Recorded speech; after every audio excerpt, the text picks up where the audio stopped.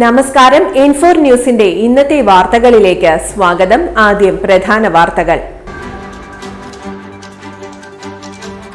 മഴയ്ക്ക് അറുതിയില്ല. ഇന്നും ജില്ലയിൽ ശക്തമായ മഴ തുടരുന്നു.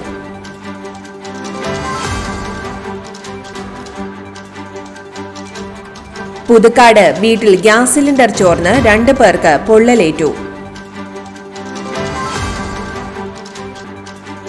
ഗുരുവായൂർ ആനയോട്ടത്തിലെ താരം കൊമ്പൻ ഗോപി കണ്ണൻ ചെരിഞ്ഞു. ആനത്താവളത്തിലെ കെട്ടുംതറയിൽ കുഴഞ്ഞു വീണായിരുന്നു അന്ത്യം. ജൂൺ 5 വരെ ശക്തമായ മഴ തുടരുമെന്നും ജാഗ്രത പുലർത്തണമെന്നും റവന്യൂ മന്ത്രി അഡ്വക്കേറ്റ് കെ രാജൻ പറഞ്ഞു. തോരാമഴയിൽ തീരദേശത്ത് നിരവധി വീടുകൾ വെള്ളത്തിലായി. എടതിരുത്തി, കയ്പമംഗലം പഞ്ചായത്തുകളിലാണ് വെള്ളക്കെട്ട് രൂക്ഷമായിട്ടുള്ളത്. സംസ്ഥാനത്ത് കോവിഡ് കേസുകൾ കൂടുമ്പോൾ ജില്ലയിലും കനത്ത ജാഗ്രത. ഇപ്പോഴത്തെ ഈ വകഭേദം ഗുരുതരമല്ലെന്നാണ് വിലയിരുത്തൽ.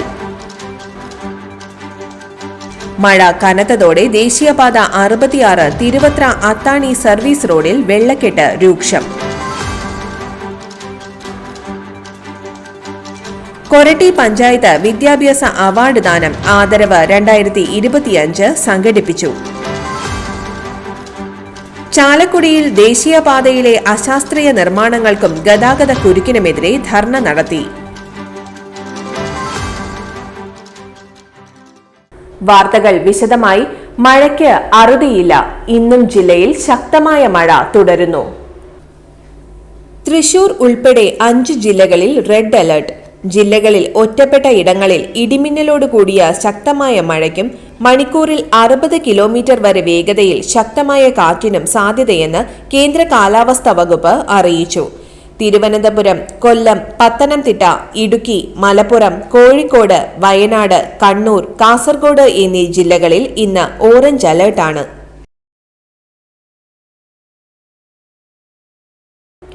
പുതുക്കാട് കണ്ണമ്പത്തൂരിൽ ഗ്യാസ് സിലിണ്ടർ സർവീസ് ചെയ്യുന്നതിനിടെ സിലിണ്ടർ ചോർന്ന് 2 പേർക്ക് പൊള്ളലേറ്റു.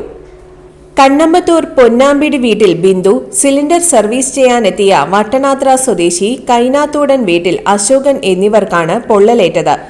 ഗുരുതരമായി പൊള്ളലേറ്റ 2 പേരെയും തൃശൂരിലെ സ്വകാര്യ ആശുപത്രിയിൽ പ്രവേശിപ്പിച്ചു. വെള്ളിയാഴ്ച ഉച്ചയ്ക്ക് 2 മണിയോടെയാണ് സംഭവം. അടുക്കളയിൽ സിലിണ്ടർ സർവീസ് ചെയ്യുന്നതിനിടെയാണ് തീ പടർന്നതെന്ന് കരുതുന്നു. വലിയ ശബ്ദത്തിൽ പൊട്ടിത്തെറി കേട്ടതായും സമീപവാസികൾ പറഞ്ഞു. വീടിന്റെ ജനൽ ചില്ലുകൾ പൊട്ടുകയും കർട്ടനുകൾ കത്തിയ നിലയിലുമാണ്. അടുക്കളയുടെ സ്ലാബിൽ വെച്ചിരുന്ന മൊബൈൽ ഫോൺ കത്തി നശിച്ചു. ശുചിമുറിയുടെ വാതിലും ഫാനും തകർന്നു വീണു. പൊള്ളലേറ്റ ഇരുവരും പുറത്തേക്കിറങ്ങി നിലവിളിച്ചപ്പോഴാണ് സമീപവാസികൾ അറിയുന്നത്. ഉടൻ തന്നെ 2 പേരെയും നാട്ടുകാർ ചേർന്ന് പുതുക്കാട് താലൂക്ക് ആശുപത്രിയിൽ എത്തിച്ച ശേഷം തൃശൂരിലെ സ്വകാര്യ ആശുപത്രിയിൽ പ്രവേശിപ്പിച്ചു. പുതുക്കാട് പോലീസും ഫയർഫോഴ്സും സ്ഥലത്തെത്തിയിരുന്നു. ഗ്യാസ് സിലിണ്ടർ ചോരാനിടയായ കാരണം വ്യക്തമല്ലെന്ന് പോലീസ് പറഞ്ഞു.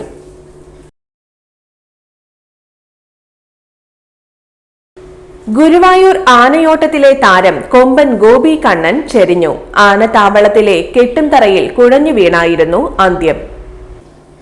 മാർച്ച് ആദ്യവാരം തെക്കേപ്പറമ്പിലെ കെട്ടുംതറയിൽ മദപ്പാടിൽ തളച്ചതായിരുന്നു. ജൂൺ 2ാം വാരത്തിൽ നീരിൽ നിന്ന് അഴിക്കാനിരുന്നതാണ്.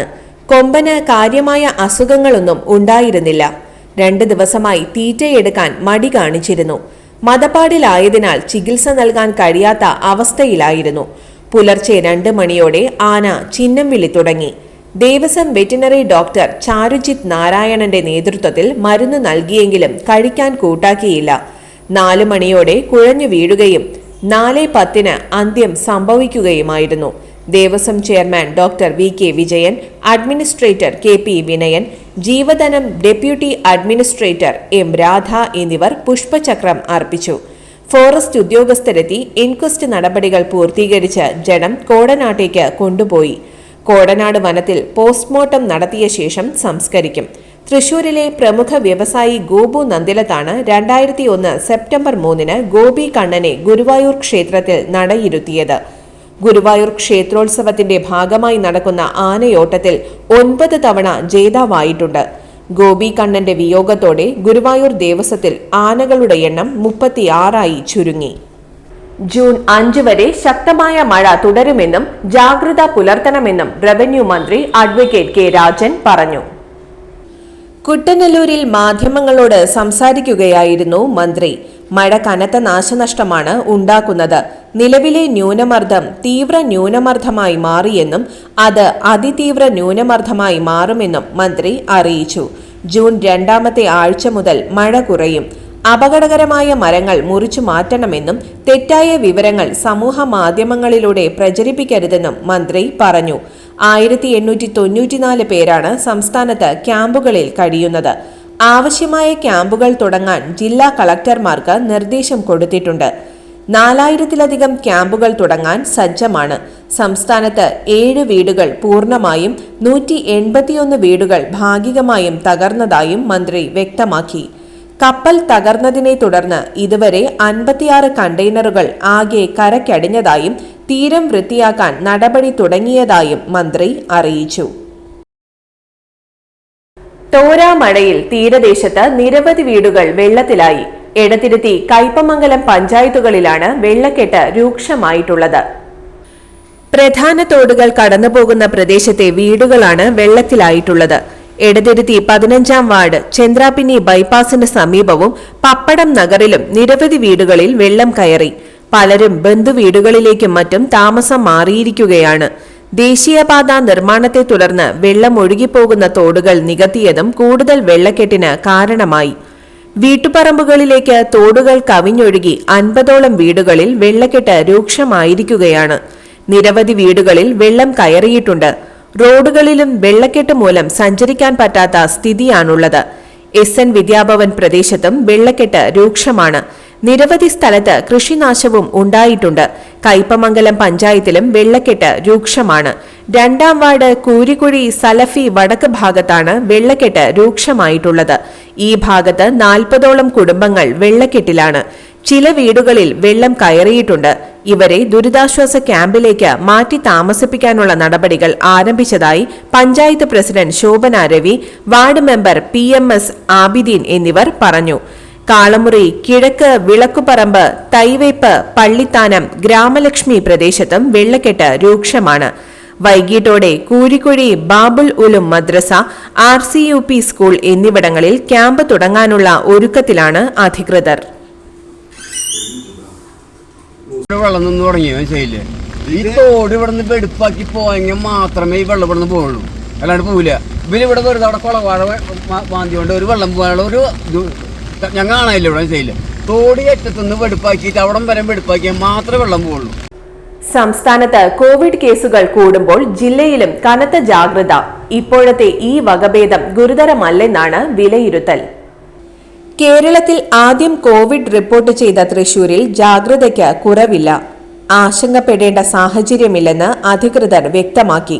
പരിശോധനാ സംവിധാനങ്ങളും ആവശ്യമായ മരുന്നുകളും ഉറപ്പുവരുത്തിയിട്ടുണ്ട്.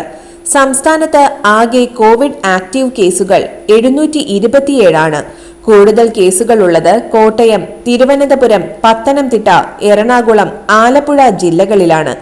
ദക്ഷിണ പൂർവേഷ്യൻ രാജ്യങ്ങളിൽ റിപ്പോർട്ട് ചെയ്ത ഒമിക്രോൺ JN വകഭേദമായ LF7 ആണ് കേരളത്തിലും കണ്ടെത്തിയത്. കോവിഡ് കേസുകൾ കൂടുതലായി റിപ്പോർട്ട് ചെയ്യപ്പെട്ട സാഹചര്യത്തിൽ ആരോഗ്യ വകുപ്പ് മന്ത്രി സംസ്ഥാനതല RRT യോഗം വിളിച്ചു ചേർക്കുകയും മുൻകരുതലുകൾ സ്വീകരിക്കുകയും ക്രമീകരണങ്ങൾ ഒരുക്കുകയും ചെയ്തിരുന്നു. ജില്ലകളുടെ യോഗവും വിളിച്ച് സംസ്ഥാനത്തിന്റെ പൊതുസ്ഥിതി വിലയിരുത്തിയിട്ടുണ്ട്. ജലദോഷം, തൊണ്ടവേദന, ചുമ, ശ്വാസതടസ്സം തുടങ്ങിയ രോഗലക്ഷണങ്ങൾ ഉള്ളവർ നിർബന്ധമായും മാസ്ക് ധരിക്കണം. പ്രായമായവരും ഗർഭിണികളും ഗുരുതര രോഗമുള്ളവരും പൊതുയിടങ്ങളിലും യാത്രകളിലും മാസ്ക് ധരിക്കുന്നത് അഭികാമ്യമാണ്. ആശുപത്രികളിൽ മാസ്ക് നിർബന്ധമാക്കിയിട്ടുണ്ട്. ആരോഗ്യ പ്രവർത്തകർ മാസ്ക് നിർബന്ധമായും ധരിക്കണം. കോവിഡ് കേസുകളുടെ വർധന ആരോഗ്യ വകുപ്പ് സസൂക്ഷ്മം നിരീക്ഷിക്കുന്നുണ്ട്. ഏതെങ്കിലും തരത്തിലുള്ള വർധനമുണ്ടായാൽ ആവശ്യമായിട്ടുള്ള ആശുപത്രി കിടക്കകളും ICU കിടക്കകളും മറ്റും ക്രമീകരിച്ചിട്ടുണ്ട്. ഓക്സിജൻ ലഭ്യതയും ഉറപ്പാക്കിയിട്ടുണ്ട്. ആരോഗ്യ ജാഗ്രതാ കലണ്ടർ പ്രകാരമുള്ള പ്രവർത്തനങ്ങൾ ജനുവരി മുതൽ നടന്നുവരുന്നു. മഴക്കാലപൂർവ്വ ശുചീകരണ യോഗങ്ങളും സംസ്ഥാന തലത്തിൽ ചേർന്നിരുന്നു. എലിപ്പനി ബാധിച്ചാൽ തീവ്രമാകുമെന്നതിനാൽ അതീവ ജാഗ്രത പാലിക്കണം. ദുരിതാശ്വാസ പ്രവർത്തനങ്ങളിൽ ഏർപ്പെടുന്നവരും മണ്ണുമായും മലിനജലവുമായും ഇടപെടുന്നവരും നിർബന്ധമായും ആരോഗ്യ പ്രവർത്തകരുടെ നിർദ്ദേശാനുസരണം എലിപ്പനി പ്രതിരോധ ഗുളികകളായ ഡോക്സിസൈക്ലിൻ കഴിക്കണം. മലിനമായ വെള്ളം കാരണം ജലജന്യ രോഗങ്ങൾ ഉണ്ടാകാൻ സാധ്യതയുണ്ട്. തിളപ്പിച്ചാറ്റിയ വെള്ളം മാത്രമേ കുടിക്കാൻ പാടുള്ളൂ. മഴക്കാലമായതിനാൽ പകർച്ചവ്യാധികൾക്കെതിരെ നിരന്തരമായ ജാഗ്രത പുലർത്തണമെന്നും ആരോഗ്യവകുപ്പ് അറിയിച്ചു. മഴ കനത്തതോടെ ദേശീയപാത 66 തിരുവത്ര അത്താണി സർവീസ് റോഡിൽ വെള്ളക്കെട്ട് രൂക്ഷം. അത്താണി കിഴക്കുവശത്തെ സർവീസ് റോഡിലാണ് വെള്ളക്കെട്ട് രൂക്ഷമായത്. ദേശീയപാതയിലെ കാനയിൽ നിന്ന് വെള്ളം വീട്ടുപറമ്പുകളിലേക്ക് കയറുന്ന അവസ്ഥയാണ്. നിരവധി തവണ പരാതി നൽകിയിട്ടും യാതൊരുവിധ നടപടിയുണ്ടായില്ലെന്ന് പരിസരവാസികൾ പറയുന്നു. നിലവിൽ കുടിവെള്ള പൈപ്പ് കൂടി പൊട്ടിയതോടെ ദുരിതം ഇരട്ടിയായി.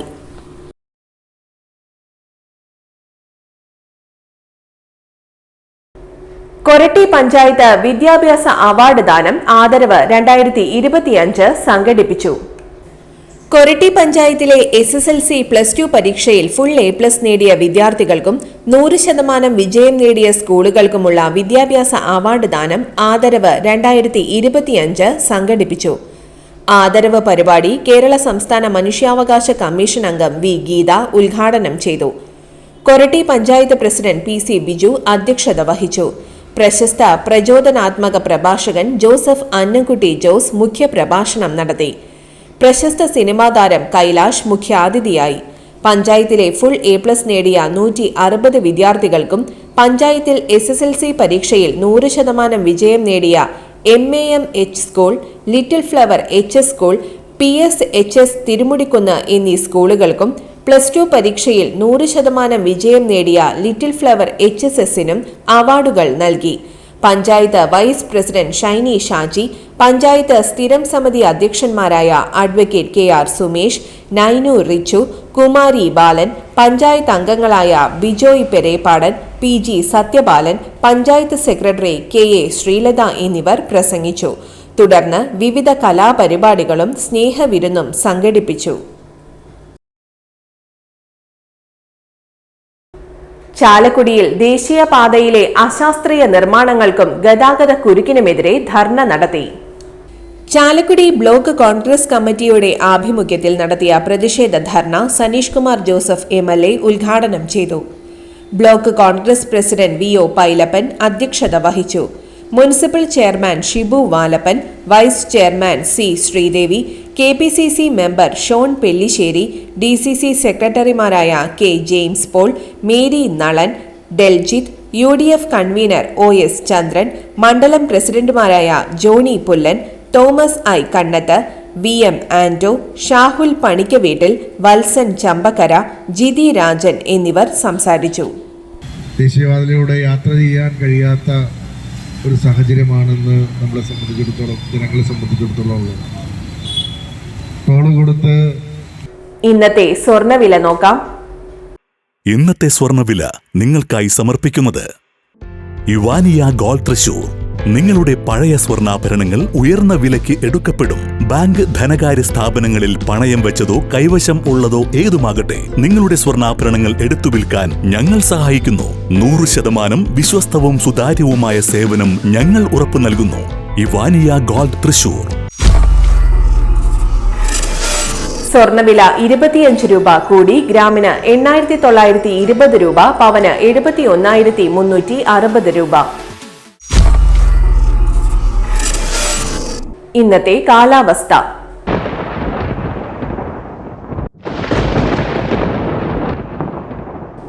കൂടിയ താപനില 27 ഡിഗ്രി സെൽഷ്യസ്, കുറഞ്ഞ താപനില 24 ഡിഗ്രി സെൽഷ്യസ് രേഖപ്പെടുത്തി.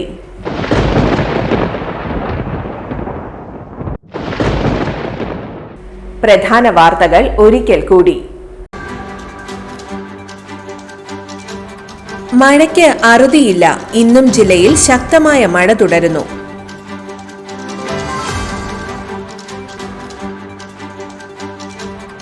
പുതുക്കാട് വീട്ടിൽ ഗ്യാസ് സിലിണ്ടർ ചോർന്ന് 2 പേർക്ക് പൊള്ളലേറ്റു. ഗുരുവായൂർ ആനയോട്ടത്തിലെ താരം കൊമ്പൻ ഗോപി കണ്ണൻ ചെരിഞ്ഞു. ആനത്താവളത്തിലെ കെട്ടുംതറയിൽ കുഴഞ്ഞു വീണായിരുന്നു അന്ത്യം. ജൂൺ 5 വരെ ശക്തമായ മഴ തുടരുമെന്നും ജാഗ്രത പുലർത്തണമെന്നും റവന്യൂ മന്ത്രി അഡ്വക്കേറ്റ് കെ രാജൻ പറഞ്ഞു. തോരാമഴയിൽ തീരദേശത്ത് നിരവധി വീടുകൾ വെള്ളത്തിലായി. എടതിരുത്തി, കയ്പമംഗലം പഞ്ചായത്തുകളിലാണ് വെള്ളക്കെട്ട് രൂക്ഷമായിട്ടുള്ളത്. സംസ്ഥാനത്ത് കോവിഡ് കേസുകൾ കൂടുമ്പോൾ ജില്ലയിലും കനത്ത ജാഗ്രത. ഇപ്പോഴത്തെ ഈ വകഭേദം ഗുരുതരമല്ലെന്നാണ് വിലയിരുത്തൽ. മഴ കനത്തതോടെ ദേശീയപാത 66 തിരുവത്ര അത്താണി സർവീസ് റോഡിൽ വെള്ളക്കെട്ട് രൂക്ഷം. കൊരട്ടി പഞ്ചായത്ത് വിദ്യാഭ്യാസ അവാർഡ് ദാനം ആദരവ് 2025 സംഘടിപ്പിച്ചു. ചാലക്കുടിയിൽ ദേശീയപാതയിലെ അശാസ്ത്രീയ നിർമ്മാണങ്ങൾക്കും ഗതാഗത കുരുക്കിനുമെതിരെ ധർണ നടത്തി. ഇതോടെ ഇന്നത്തെ വാർത്തകൾ പൂർണ്ണമാകുന്നു. തൃശൂർ ജില്ലയിലെ മുഴുവൻ വാർത്തകളും N4 ന്യൂസ് എന്ന യൂട്യൂബ് ചാനലിൽ ലഭ്യമാണ്. വാർത്തകൾക്കായി ചാനൽ സബ്സ്ക്രൈബ് ചെയ്യുക. വാർത്തകളും അറിയിപ്പുകളും സ്വീകരിക്കുന്ന നമ്പർ 9895070239. നന്ദി, നമസ്കാരം.